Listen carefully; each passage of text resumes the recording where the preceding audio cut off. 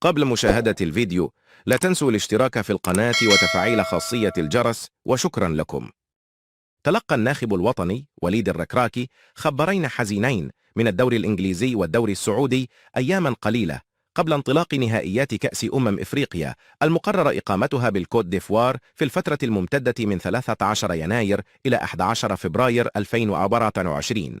ونشر نادي الشباب السعودي على الحساب الرسمي على موقع إكس خبر انسحاب عميد المنتخب المغربي رومان سايس من تشكيلة فريقه في اللحظات الأخيرة للمباراة والتي انهزم فيها أمام الأخدود.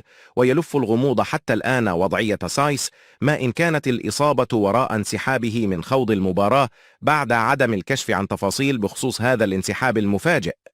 وفي خبر ثاني نزل كالصاعقة على المدرب الوطني وليد الركراكي غياب الدولي المغربي نايف أكرد اليوم عن التشكيلة الرسمية لفريقه ويست هام مانشستر يونايتد، وهي المباراة الثانية الذي يغيب فيها بعد مباراة ليفربول بسبب وعكة صحية لم يكشف فريقه عن طبيعتها.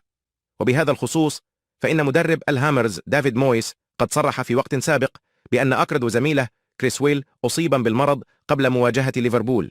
وأوضح مصدر جامعي أن طبيب المنتخب المغربي يتابع تفاصيل إصابة سايس ونايف أكرد قلب دفاع المنتخب المغربي قبل تحديد القائمة النهائية التي ستشارك في الكان. وطمأن المصدر ذاته أن حظوظ سايس وأكرد كبيرة ليستعدا جاهزيتهما قبل العرس الكروي القاري.